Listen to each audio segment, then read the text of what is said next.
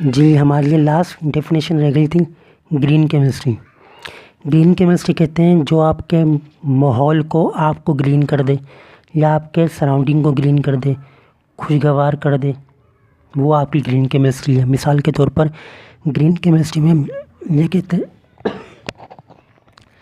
Green chemistry کی وہ branch ہوتی ہے جس میں ہم پروڈکٹ کو ڈیزائننگ اور پروسیس کا مطالعہ کرتے ہیں، اس طرح اس کو ڈیزائن کرتے ہیں کہ اس سے آپ کو نقصانات کم ہوں، جس سے کم نقصانات والے کمپاؤنڈ بن جائیں۔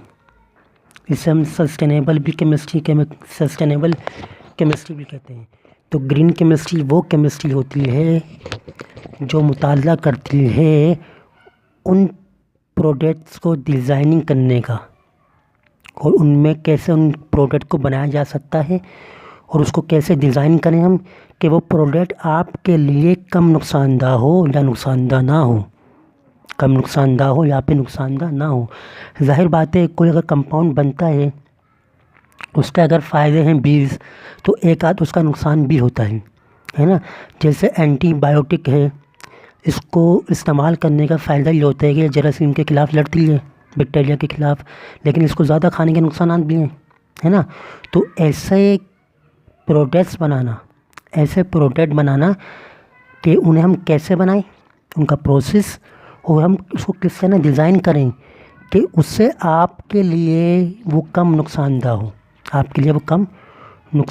ہو، ایسے کمپاؤنڈس کا مطالعہ کرنا ہم کہتے ہیں گرین کیمسٹری۔ کیا کہتے ہیں ہم؟ Green chemistry. آپ کو اس نے ایگزامپل دے دی ہے جو کم کمپاؤنڈ کے ہوتے ہیں اور ہم اس کو یوز کرتے ہیں۔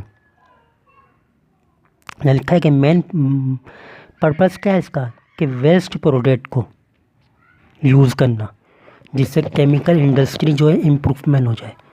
ویسٹ مٹیریل جو آپ پھینکتے ہیں، جو ویسٹ آپ پھینک رہے ہیں، ظاہر بات ہے ایک انڈسٹری جو ہے وہ ویسٹ جو مٹیریل ہے انہیں پھینک دیتی ہے۔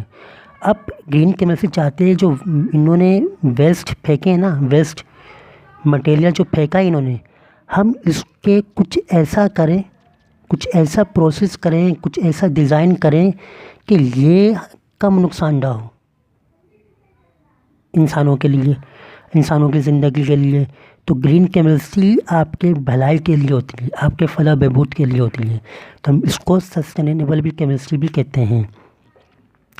تو یہ تھی ہمارے پاس آل برانچز آف کیمسٹری جو کمپلیٹ ہو گئی ہیں۔ ہم اگلے لیکچر میں بیسک ڈیفینیشنز شروع کریں گے۔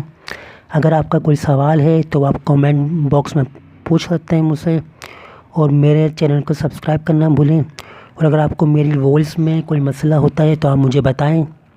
اور آپ کو یہ لگتا ہوگا کہ سر ایک چیز کو بار بار ریپیٹ کرتے ہیں، میں ایک ڈیفینیشن کو 2 سے 3 بار ریپیٹ کرتا ہوں، اس لیے کرتا ہوں تاکہ آپ کے دماغ میں وہ بیٹھ جائے، آپ کو یاد ہو جائے کہ بھائی یہ ڈیفینیشن ہے اس کی، ہے نا، تاکہ آپ کو اسے دوبارہ پڑھنا نہ پڑے۔ اس لیے میں بار بار ڈیفینیشنس کو 2 سے 3 بار ریپیٹ کرتا ہوں۔ اگر آپ کو میری ویڈیوز، میرے لیکچرز پسند آ رہے ہیں تو میرے چینل کو سبسکرائب کریے گا، اور کوئی سوال ہے تو وہ لازمی کامنٹ باکس میں پوچھیے گا۔ Thank you.